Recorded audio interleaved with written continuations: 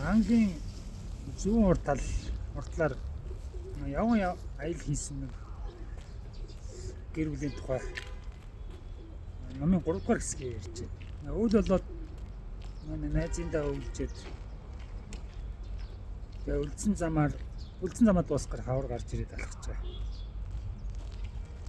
Тэгээд түрүүний юм дээр ярьсан нөгөө өвгөн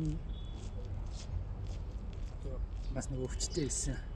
Өвчин жоохон хүндрээд жоохон мартаж санаж идэм юм уу? Энэ жоохон тийм байдалд орчин байгаа гэж шүү. Би энэ ч гэсэн бас нөгөө булчин жоохон татаад байдал. Тэгээд ийм нэг хоёр хүн. Харин нөгөө үйл ахлаас жоохон ажил хийгээд дөрөвнийхээ байдлыг бодоход мөнгө нь арай гайгүй болсон. Тэгээд Мишокоос олсон гэж 50 паунд гинэ. Нэг таараад яваагүй. Энэ чих 70 эргээр юм байна. Баруун ортол гэхэлэр мэдээж урагшаа юм чинь халуун болов.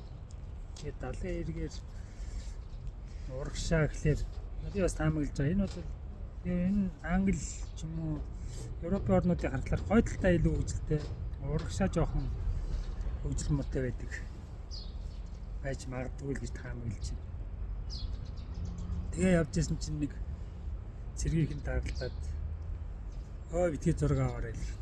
Яаж байгаа юм гэсэн чинь нaan чинь нэг хүн селфи авч жаад арагшаа хор зурггүй унсан гэдэг. Тэгээл цаашаа явж байгаа. Тэгээд хэдэн залуучууд хадан давираад энэ чинь хадан давирах чинь зүгээр нэг алхаж биш нөгөө олс мос янз бүрийн багаж хэрэгсэлтэй байгаа. Харс чи айгүй сайн харагдаж байна гинэ. Залуудаа бас энэ хоёр хадан давирдаг гэсэн юм байна амралтын өдөр. Тэгээд нөгөө нөхөртөө гэсэн чи эднэр айгүй сайн авирж шүү гэсэн чи нөхөр нь биднээс сайн байна гэж байхгүй. Тэгтээ нэг багжин сайн байгаа байж магадгүй. Энэ орчин үеийн багаж техник сайт болохоор сайн шаардлага гэж байгаа болов. Тэгээд цаашаа яваад. Тэгсэн чинь 70 аль болох тэр аяллаа маршрут чи хөдөө маягийн гой байгальтай газрууд шүү дээ. Тэгтээ мэдээд аяа Англи юм чинь том дэжгүй том хотууд энэ таарлна. Тэгээд нэг хотцсон хэсгээр явсан чи уйдгартай байна гинэ. Яг тэгвэл нөгөө чинь нөгөө аялагч юм чинь болон байгаль гэж харах гэж явж байгаа. Тэгтээ хотын нэг сайн хэсэг нь болохоор нөгөө ус мос олох тэгээд нойл орох тийм боломж нь бас илүү тэрэндээ амар. Тэгээ явж идэл нэг бас залуу гэр бүлтэй таарлаж байгаа. Нөхөр нэг цайлган чанга ярьсан бүх нөө ярьсан нөхөр.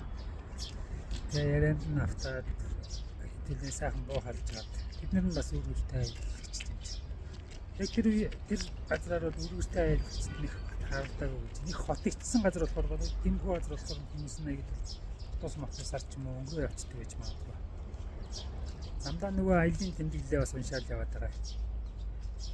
Энэ аялын замын анх гарах их алдартай болгосон хүн юм байлгүй бол тэмдэглэл мэдчихээд тэр номыг уншаал тэрэн дээр төслүүдийг хараад тэрнийг ерөнхийдөө нэг тийм өдөж болгож ашиглаж байна. За тэгсэн чинь нөгөө өвөл гайгүй идэгцэн байсан бүлийн онсон дахиж урагдаа шархлаа yen тэр боогол тэгэл цаашаа яваа. Хоёр дунтаагүй сайхан унтдаг гэж. Хот зургаас гадраас гараад энэ ядрага өдөр чи явж байгаа тэгээ ядраа сайхан унтсан болоо та. Тэгээд баруун талдаа гэхэлэр мэдээж Атлантын далай талдаа. Далай эрэг гэхэлэр чинь салхи ихтэй тэгээ хаяа нэг юу талай нөгөө наран шалгын газар таарлтал яваад байгаа. Тэгээд янзын бороо ороод баг урдгаач харж чадахгүй яг далай эрэг болохоор их хостой орж байгаа хэрэгтэй бодвол тэгж явжод нэг ботон дээр унаад бөөн үргэсэх хөл гараар нь тэгээд тэрнийг арай гэж авчаал евро нэг хотоор ирээд тэгээ зарим хүмүүс чи гиз өвдөд болдгоо. Тэгээ бүр сүүлд нь яриад байсан чинь хоолны хорлогонд орсон маягтай. Яа гарахгүй балраад байж ийдсэн чинь. За ямар ч нэг буудалд орё гэдэг. Энэ хоёр чинь мөнгө модоо явж байгаа шүү дээ. Ихэнхдээ гадуур хоноод нөгөө жогтой явж гарч.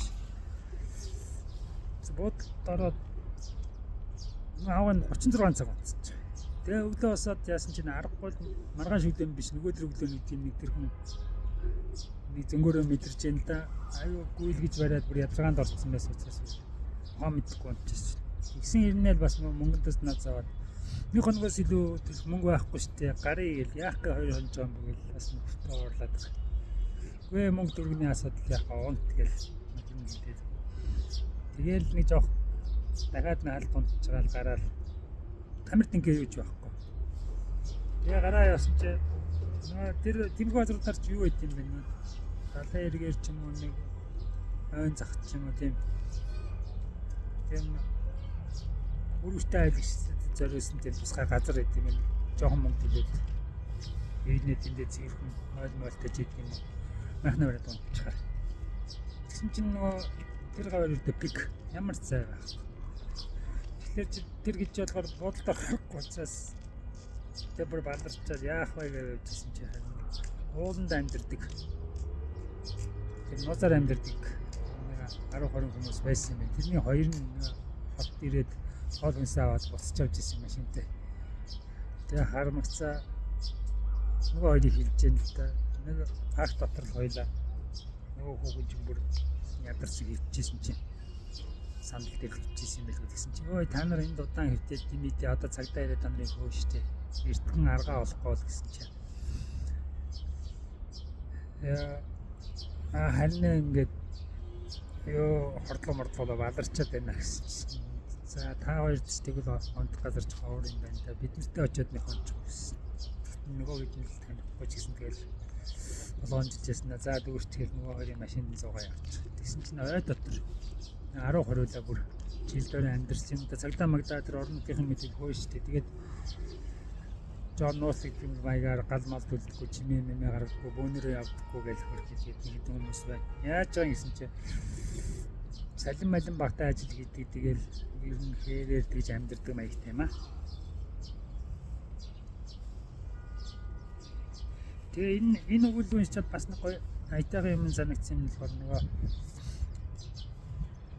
ёо нэтлэн ингэж аялж явж байгаа босч ирээд энэ жил аялж байгаа шүү дээ.